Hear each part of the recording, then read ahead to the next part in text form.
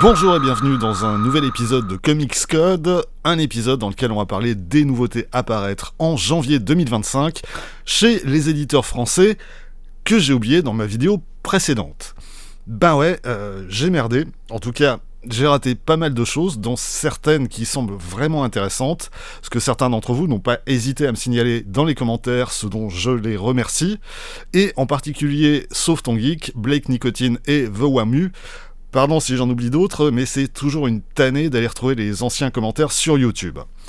Et donc, je me suis dit que j'allais faire une vidéo bonus pour parler des sorties en question, même si ce sera de manière assez brève sur certains titres pour lesquels j'ai très peu d'informations. Des différents titres dont je vais parler, le seul que j'ai eu la possibilité de lire en préparant cette vidéo, c'est Beneath the Trees Where Nobody Sees de Patrick Horvath chez Ankama. Ankama, c'est un éditeur dont je parle jamais, et dont je vais d'ailleurs jamais vérifier les parutions. Alors c'est pas qu'ils publient pas de très bonnes choses, en particulier sous leur label 619, mais quasiment pas de comics. D'ailleurs, si vous faites un tour sur leur boutique, vous pourrez constater que le seul et unique titre référencé dans la catégorie comics, c'est l'intégrale Tank Girl de Jamie Hewlett. Mais donc, ils sortent ce mois-ci ce Beneath the Trees Where Nobody Sees, une mini-série parue aux États-Unis chez IDW entre octobre 2023 et mai 2024, et signée d'un auteur dont c'est, à ma connaissance, le premier comic book. Depuis, il a réalisé un court récit paru dans le numéro 3 de DC Horror Presents, paru la toute dernière semaine de 2024. Et Beneath the Trees Where Nobody Sees, dans ses premières pages, présente toutes les caractéristiques de la fable animalière pour enfants. On y suit Samantha, une ours qui vit dans la petite ville bien paisible de Woodbrook, où elle tient une quincaillerie. Woodbrook, c'est le stéréotype de la petite ville américaine tranquille, où tout le monde se connaît et s'entraide. Sauf que Samantha a un secret. Une fois de temps en temps, elle se rend à la grande ville proche de Woodbrook, où elle choisit au hasard une personne qu'elle va kidnapper et tuer. Samantha est une tueuse en série. Une passion qu'elle se garde bien de pratiquer à Woodbrook, qui doit rester totalement étrangère à tout ça. Jusqu'au jour où il va se passer quelque chose qui va venir menacer et remettre en question tout ce que Samantha a construit au fil des ans, et qui va surtout la mettre en danger, et qui va faire que ses concitoyens risquent bien de découvrir ces horribles pratiques. Beneath the Trees Where Nobody Sees joue donc la carte des personnages mignons qui font des choses horribles, ce qui en soi ne suffit pas à faire un bon récit, tellement ça a été fait et refait au fil des ans dans à peu près tous les formats possibles. Heureusement, Patrick Horvath ne se contente pas de ce seul élément, ça va lui servir de base pour construire une intrigue qui fonctionne vraiment bien, dans laquelle Samantha va se retrouver obligée d'enquêter sur les événements en cours à Woodbrook afin d'y mettre un terme au plus tôt. Par certains points, on pense à Dexter. Côté dessin, on est donc dans le pastiche de livres pour enfants, mais Horvath maîtrise parfaitement ce style, et en particulier les émotions de ses personnages qu'il rend visibles avec une belle aisance et beaucoup de subtilité. Bref, très bonne surprise que ce Beneath the Trees Where Nobody Sees a réservé toutefois à un lectorat que le sang et le découpage de petites bêtes charmantes en tranches épaisses ne rebutent pas. Chez 404 Graphics, sorti d'Anzuelo, écrit et dessiné par Emma Rios. Emma Rios, c'est une artiste espagnole qu'on a pas mal vue chez Marvel au début des années 2010, et puis qui s'est ensuite plutôt tournée vers les éditeurs indés, avec notamment la série Pretty Deadly, écrite par Kelly Sue DeConnick, dont on a eu à ma connaissance que le premier tome chez Glénat Comics en 2015. Et puis en 2018, on l'a retrouvée sur la série Ext, avec Dan Mora, toujours donc chez Glénat.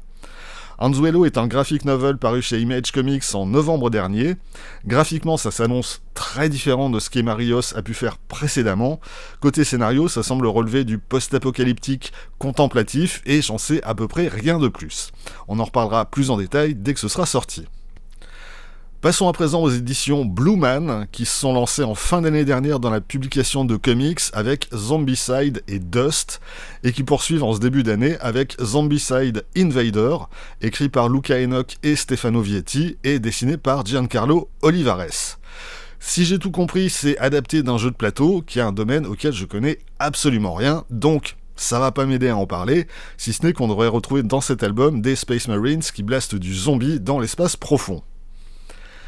Chez Bliss Edition, j'avais raté l'annonce de la sortie fin janvier de L'île aux orques, le nouveau titre Bad ID que nous propose l'éditeur, écrit par Joshua Dysart et dessiné par Alberto Ponticelli. Le scénario laisse penser qu'il s'agit de fantasy très classique, avec elfes, orques et tout ce genre de choses, mais visuellement, pour les quelques pages que j'ai pu en voir, Ponticelli semble très en forme. J'ai eu l'occasion de vous dire tout le bien que je pense de cet artiste à l'occasion de la sortie chez Urban Comics de Creature Commandos présente Frankenstein. Ici, en très grand format, comme tous les titres Bad ID que publie Bliss, ça fait très envie. On verra la qualité du scénario dans un second temps, mais j'ai tendance à penser que Joshua Dysart est l'un des scénaristes américains actuels les plus sous-estimés. Toujours chez Bliss, reste la question de la sortie de Ninjak Super Killers, un titre Valiant signé Jeff Parker et Mike Norton. C'est un titre que j'avais annoncé dans ma vidéo de novembre dernier, je crois. Pas encore sorti à ce jour, j'ai vu depuis circuler différentes dates, aucune qui semble vraisemblable, d'autant plus que Bliss a lancé un financement participatif sur Ulule pour ce titre, financement participatif toujours en cours au moment où j'enregistre et qui ne se terminera que le 11 janvier. Ce qu'on sait néanmoins, c'est que le livre a déjà été envoyé à l'impression et qu'il doit être livré chez le distributeur de Bliss le 13 janvier. Donc il est plus que vraisemblable qu'on le trouvera en librairie avant la fin du mois. Et puisqu'on parle financement participatif, parlons 2 minutes de Comics Initiative, qui en a 2 en cours sur Ulule actuellement. Je pense que désormais, chaque mois, je ferai un point sur les différents financements participatifs en cours dans le domaine qui nous intéresse. Le premier titre pour lequel la collecte se terminera le 12 janvier, c'est Petrol Head, une mini-série parue chez Image Comics entre fin 2023 et début 2024, et signée Rob Williams et Pai Par. Il s'agit de SF post-apocalyptique, où ce qu'il reste de l'humanité vit sous globe, et qui met en scène un robot pilote de course et fumeur de cigares, et une gamine et son père recherchés par les autorités, et qui a découvert un secret qui pourrait bien lui coûter la vie. Le scénario de Williams est assez chouette, et surtout la prestation de Pai Par, que je découvre pour l'occasion, est assez formidable dans le genre ultra dynamique. Petite précision toutefois, il s'agit d'un premier tome qui s'achève sur un cliffhanger, et pour la suite il faudra attendre un peu, vu qu'elle n'est pas encore parue aux États-Unis. Et autre précision, pour l'instant l'album est annoncé en grand format 19 par 28 cm, mais si le financement dépasse les 250%, on aura droit à un très grand format 21 par 32. Et franchement, vu la prestation de Pai Par, ça mériterait d'être apprécié dans le plus grand format possible. Autre financement participatif Comics Initiative qui vient tout juste de débuter et qui se terminera le 7 février prochain, le 3e et dernier tome de Verse de Sam Beck. Je crois que j'avais consacré une vidéo au premier tome, j'ai pas parlé du 2e qui se trouve toujours dans la pile à lire, honte à moi. On fera certainement le bilan de cette série quand ce dernier tome sera paru. Terminons encore une fois par Vestron. J'avais annoncé dans la vidéo précédente 2 titres prévus pour le 17 janvier. J'ai pas vu qu'il y avait aussi une deuxième fournée prévue pour le 31, avec 3 titres. Tout d'abord, Power Rangers, les années Marvel, qui devrait donc inclure les 7 numéros de la série de 1995, écrit notamment par Fabian Nicieza et Scott Lobdell, et dessiné entre autres par Ron Lim, Derek Robertson et Steve Ditko. Et puis, vu la pagination, il n'est pas impossible qu'on y trouve également les 5 numéros de Mighty Morphin Power Rangers Ninja Rangers par Fabian Nicieza et Todd Smith, avec là encore quelques pages signées Ditko. À vérifier quand ce sera disponible pour ceux que ça intéresse. Sorti le même jour de The Crow, Death and Rebirth, une mini-série écrite par John Shirley, un auteur que les lecteurs de SF des années 80 connaissent peut-être, et dessinée par Kevin Colden. Et pour finir, on devra avoir double dose de Teenage Mutant Ninja Turtles Adventures ce mois-ci, le tome 3 étant programmé pour le 17 janvier et le tome 4 15 jours plus tard. Voilà, c'est tout pour aujourd'hui, en espérant n'avoir rien oublié cette fois. Rendez-vous très vite pour la suite. D'ici là, vous pouvez vous abonner à cette chaîne, laisser un commentaire, partager cette vidéo sur les réseaux sociaux. Vous pouvez aussi retrouver les lectures de Quack Kent et de Bad Quack sur Instagram et avoir ainsi un aperçu du thème des prochaines vidéos. Et vous pouvez surtout lire des comics. Soyez sages et à bientôt.